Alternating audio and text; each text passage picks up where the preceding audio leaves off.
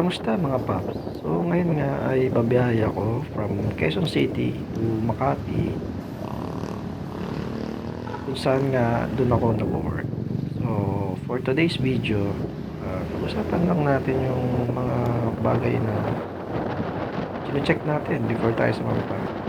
Mga basic and personal na ginagawa natin para if ever merong mga enforcer na dadaanan natin or checkpoint ay hindi tayo kabahan na tayo magkaroon ng violation. So first nga sa listahan na kine-check ko lagi before ako mag-drive is yung ilaw. Like signal lights. Kung okay ba tong signal lights natin from left to right, tapos sa harap, yun sa likod kung gumagana. Siyempre yung headlight, mahalaga yan. Lalo na paggabi. So pati yung tail light rin. Para maging visible tayo from dun sa mga cars or motorcycle dito sa likod natin. Then, isa yun sa mga importanteng i-check natin is yung, siyempre yung brake. Isa yun sa magliligtas sa buhay natin. Lagi natin i-check yung front brake natin, saka yung rear brake natin. And isa rin sa dapat i-check is yung oil natin. Kung may time naman kayo, check nyo yung lagi yung oil nyo. Kasi yung oil level nun, gamit nyo yung dipstick. Isa rin sa mga kina-check ko lagi is yung gas level ng motor ko. So, meron naman tayong indicator sa panel natin. Pero iba kasing motor, makasira or hindi na accurate yung meter panel ng gas. So, mahirap lang maubusan habang nasa biyahe tayo. Magtutulak pa pag nagkaroon ng aberya. So, syempre, isa rin sa mga dapat natin check is yung mga gulong natin.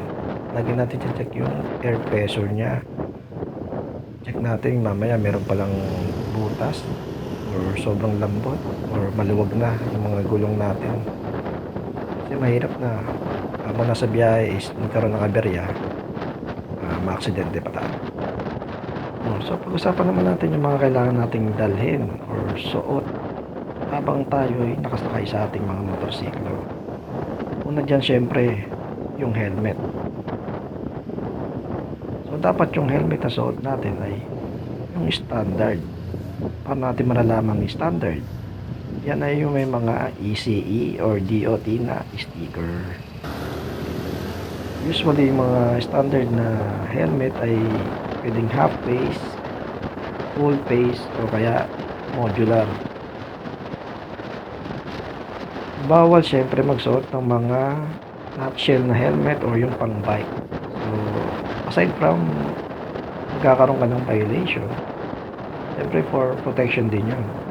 Mas protektado kapag standard helmet yung suot mo.